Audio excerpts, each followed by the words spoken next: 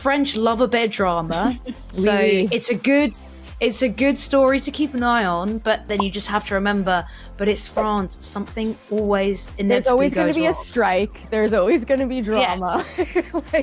It's just one of those things. Allez, sure.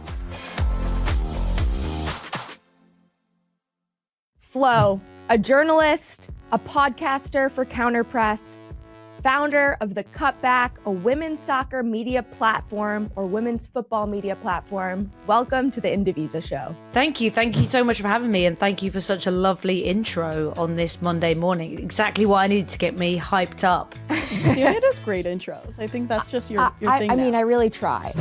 I do feel like there's sort of like a lack, at least over here, of sort of understanding of like what's going on with the Euros. For sure.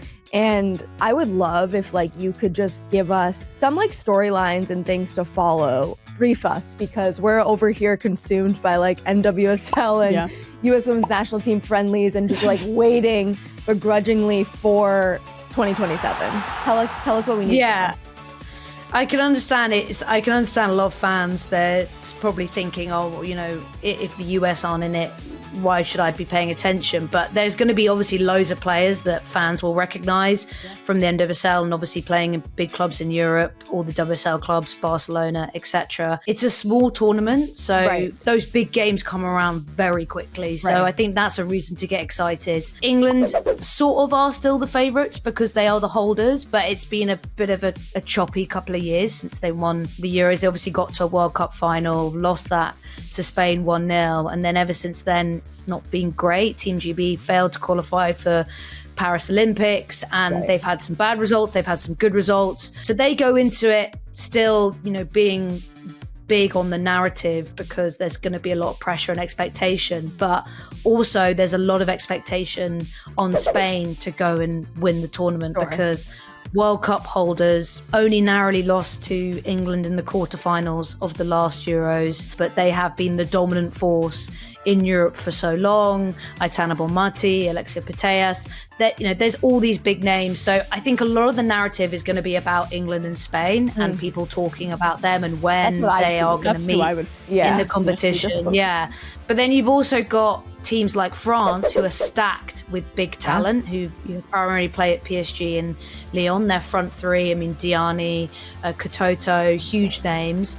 But France notoriously kind of have this reputation of just exploding in a major tournament, and not in a good way, kind of exploding in the camp, people falling out, big issues, you know, around the dressing room, etc. And we've already seen that with Wendy Renard being dropped from their squad for the Nations League right now. So the French love a bit of drama. So it's a good story to keep an eye on. The one team. They will go into this tournament, lots of people thinking, well, look at this squad, it's stacked. But then you just have to remember, but it's France. Something always inevitably There's always going to be wrong. a strike. There's always going to be drama. It's just one of those things. Trash is going to pile up. Is there like a dark horse that we should be watching out for? Like, is Portugal in the mix? Who's that dark horse team that can come out of nowhere and win it all? Dark horse is hard because sometimes I define dark horse maybe not quite dark horse enough. I think a team to look out for, but have been in a bit of a transition over the last couple of years, is the Netherlands. They're in a group with England, Wales and France, which is a really, really tough group. It's probably the toughest group in the Euros. It's not like they're nobodies, but they wouldn't be up there with the most favourites for the competition. But it's one of those things where everything could kind of fall into place for them. Obviously, tournaments like this matter, right? They're building momentum for things like the 2027 World Cup, Women's World Cup. What do you think is the best for the game in terms of winning? Is England the best for the game to grow and continue that momentum? Or is someone like the Netherlands coming up as a champion? Oh, like you mean like an underdog? Yeah, like what's a better storyline that's going to grow and be like, okay, I'm definitely tuning in to, you know, the next Euros? I think selfishly, obviously, my first point of call would be, oh, England retain it and, you know, it's great and everyone's still on a massive high and the momentum continues. But if I take my personal interest out of it and my bias, if I'm talking about for the sake of European women's football, I would maybe say France to win it, because Germany spent years dominating this competition. They've won it a ton of times.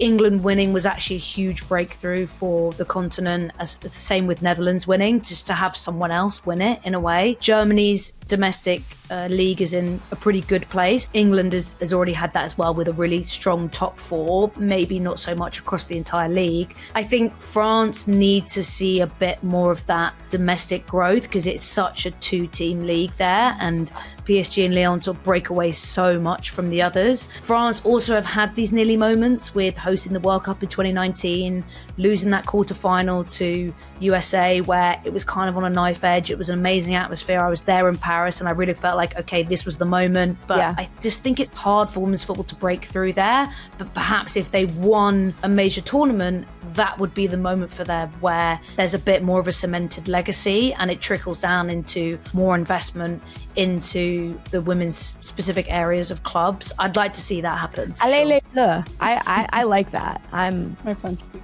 Yeah, I can speak a little French here and there when I feel like it. I'm curious, with the cutback, did you feel like there was a need for this dedicated women's football media space? Yeah, so the cutback came from really feeling like there was a huge gap for good written analysis in women's football. I think what women's football has done really well is bring in a wider fan base through profiling the top players and the top athletes and using their status and their individual social media followings and how big they are to draw more fans in, and the national teams do that as well. But I think what the women's game has really been lacking is that destination for good analysis and in-depth coverage. So we just want to educate, but also give the fans who want more, give them, satisfy their craving for that more in-depth stuff. So with the Euros on the horizon, it's a really exciting opportunity to make sure that we are kind of that destination, because we're not just going to be covering England, we're going to be covering Wales, Spain, Netherlands, Sweden, which I think will make us really stand out, because I don't think there'll be really any other English language places kind of offering that same level of detail. Well, I know where I'm going to go get my content for the Euros. Absolutely. Subscribe, guys. You've got to get that plug in. Yeah, absolutely. I mean, you're so right. Like, that hasn't really existed anywhere. Yeah. Love it. We like to close out giving flowers and making sure that our reviewers who are tuning in can find you. So can you let us know where you are on social media? Yeah, so I am still on Twitter, hanging on by a thread, at Floyd Tweet, and also on Instagram at Floyd Insta, and also on TikTok, which is just Flo Lloyd-Hughes, and then Counterpressed and Cutback. The Cutback is on Twitter, just the Cutback. It's also on Instagram. Counterpressed is on Instagram, Twitter, and TikTok. But if you want to sign up to the Cutback, just go to www.thecutback.com. You can sign up for free and access some of the website, but you can, if you pay, you can access everything, and there's going to be loads of stuff coming during the Euros. You can also access our live chats, so we do live conversations during games. So we'll be doing loads of that. So it's almost like Twitter was back in the day, where you could just join your mates and have a fun conversation around a game. So yeah, and if anyone wants to connect or chat or reach out, honestly, just drop me a message, because I'm always happy to connect and chat about football.